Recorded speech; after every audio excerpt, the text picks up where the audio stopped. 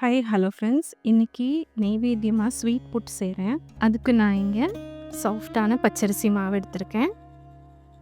அப்புறம் புட்டு நனைக்கிறதுக்கு தேவையான அளவு தண்ணி எடுத்து அதில் தேவையான அளவு உப்பு சேர்த்து கரைச்சி கொஞ்சம் கொஞ்சமாக தண்ணி ஊற்றி அந்த மாவை பிசைஞ்செடுக்கிறேன்.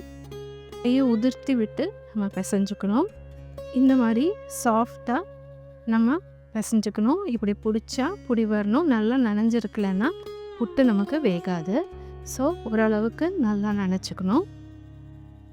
இப்போது 2 அச்சு வெல்லம் எடுத்து நான் அதை கொதிக்க வச்சு கரைய வச்சுக்கிறேன். அப்புறம் ஒரு பேனில் கொஞ்சம் நெய் சேர்த்தி கொஞ்சம் தேங்காய் துருவலை லைட்டாக வறுத்தெடுத்து வச்சுக்கிறேன். இப்போது புட்டு வேக வைக்கிறதுக்கு நான் தேங்காய் தொட்டி தான் யூஸ் பண்ணுறேன். இந்த மாதிரி 3 கண்ணில் ஒரு கண்ணை நம்ம ஓட்டை பண்ணிக்கலாம். அதில் ஃபஸ்ட்டு கொஞ்சம் தேங்காய் துருவல் போட்டு அப்புறம் நம்ம பிசைஞ்சு வச்சுருக்கிற அந்த புட்டு மாவை போட்டு ஃபில் பண்ணிக்கணும். இப்போ நான் அடுப்பில் ஒரு குக்கர் வச்சுருக்கேன். தண்ணி ஊற்றி வச்சுருக்கேன். ஆவி அந்த நாசல் வழியாக வரும் நமக்கு. இப்போது நான் புட்டு மாவு ஃபில் பண்ண தேங்காய் தொட்டியை அதில் வைக்கிறேன். வச்சு ஒரு மூடி போட்டு மூடிடுறேன். நல்லா ஒரு 2-3 மினிட்ஸ்லேயே நமக்கு நல்லா ஆவி வந்து புட்டு வெந்து வந்துடும். வெந்து வந்ததுக்கப்புறம் கேர்ஃபுல்லாக எடுத்து ஒரு பாத்திரத்தில் கொட்டிக்கிறேன். இப்போ தேங்காய் வறுத்த பேன்லேயே நான் வந்து வெல்லத்தை வடிகட்டி ஊற்றிக்கிறேன்.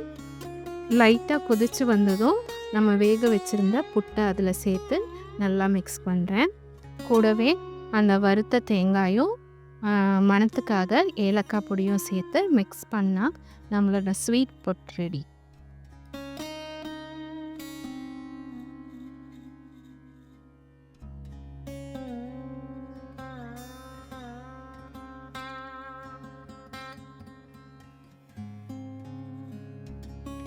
இன்றைக்கி நெய்வேத்தியமாக ஸ்வீட் புட்டும் சுண்டலும் வச்சுருக்கேன்.